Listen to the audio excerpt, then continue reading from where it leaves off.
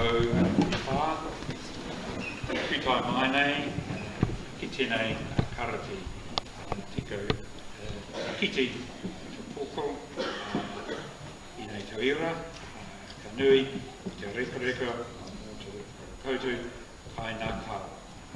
Ki te hapai, i tēnei kaupapa. Ki ai te kōrero, nā taku, roro, roro, ka ora, ai te iwi. Tēnā koutou, tēnā koutou, tēnā koutou katoa. There have been several developments and highlights here at Manawatu College that I'd like to mention as we reflect on 2016. First is a really good ERA report, which we received in August, and 2 days later we got a very good Managing National Assessment, or MNA, report as well. Manawatu College students joining with those from the two Levin colleges to form a joint kapahaka group, Nawai o Mana Whenua, introducing 6 100-minute periods into our timetable in May, which replaced 12 of the 50-minute periods. This has had a positive impact on learning. Introducing whakaaro and toi into our curriculum and creating a new leadership position of kura katiaki. I'd like now to expand on the last two. The real highlight for me this year has been the enthusiastic response by over 30 of our students to those two new subjects, Senior NCA Whakaaro and Year 10 Ngā Toi. These courses have also included the concept of rangatira or apopo, where our learners are seen as leaders of tomorrow. They've enjoyed a te reo program as part of their courses, which is enabling them to better engage in customary processes. The success of these two courses has led to the emergence of a new course for next year, Te Rangatira, which is designed to support students to become standing leaders. The development of these courses has highlighted the need to develop leadership positions in our school, so we've created the role of college katiaki to support tikanga and Māori initiatives within our kura and community. The following students have been appointed to this position, and I ask that they come forward to receive their badges. Te Ahi Kanaiti, who is actually away attending an unveiling up north at the moment, Taylor Kuwiti, Kalissa, Lahina Murphy, Marnie Miller, James Birch, Ora Tamahana, and Leighton Briggs. Come forward, please.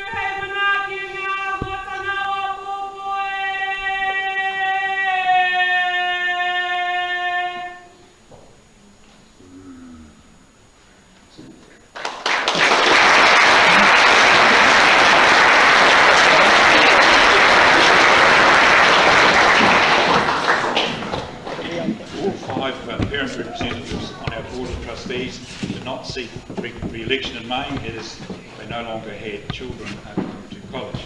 And I wish to acknowledge the significant contributions of Mrs Karen Dykstra, Father Tracy Robinson, Mrs Judy Sanson and Mr Simon Pedersen.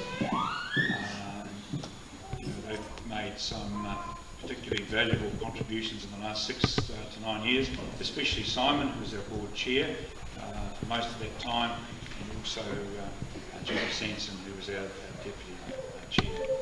Fortunately, we were given advance warning of their departure and were able to co-opt 4 parents onto our board in the preceding 12 months.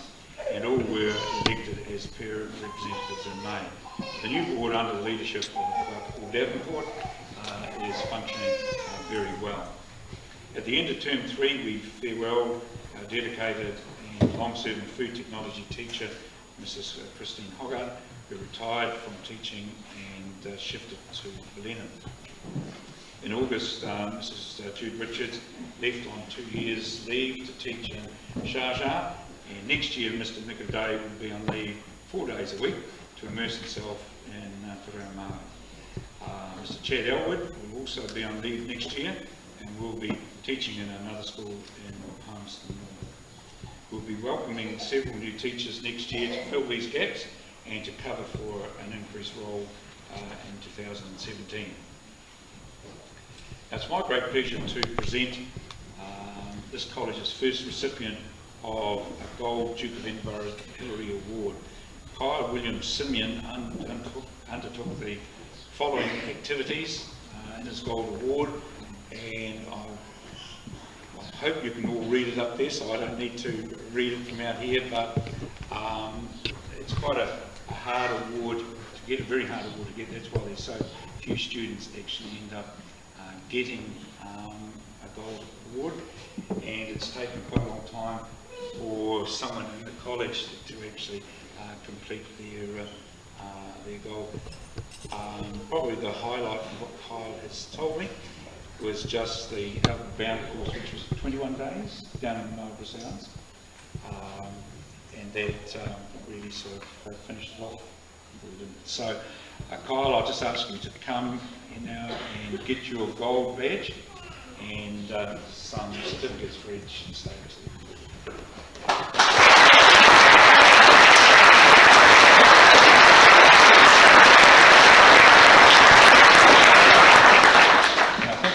Room on that propeller jacket for one more badge. Well, the inter-house competition has been running since 1961 when Foxton District High School split into Manawatu College and Foxton Primary School. The 4 houses are named after prominent people at the time of change, and so got up there the origins. I actually put this up last year's prize giving, and there's so much interest I was asked, could you have a look again? Right, so Allen House, named after the chairman of the Foxton District High School Committee. Field, after the first year of the Manawatu College Committee of Management. Morris, the last headmaster of Foxton District High School. And Robertson was named after the first head prefect of Manawatu College. The House Cup, which I've got here, was presented to the college in 1973 by Mr. T.R. Saunders, who was chairman of the Manawatu County Council at the time, because in those days Manawatu College was in Manawatu County, not the and it's been won by Morris House. This is the cup here, and you can see all the ribbons on it, because you can all see by the board who's won it this year, because I'm going to present this now. So Morris has won it 16 times, Fieldhouse 12 times, Robertson 9 and Allen 5. The winners were fairly evenly spread over the first 20 years. The field dominated the 1990s and Morris the 2000s. Okay, so you can see on the board that Fieldhouse has dominated this year's competition, and so they won it for the 30th time.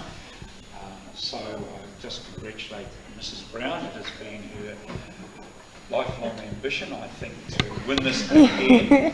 And so well done, Mrs. Brown, and to the Fieldhouse team. And I'm going to ask the house captains and Mrs. Brown, you're welcome to come up here too to get this if you like. So, Woo!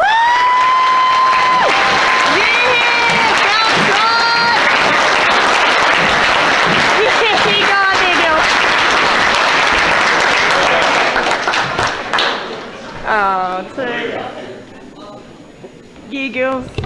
So we got a photo of course. Yeah, video.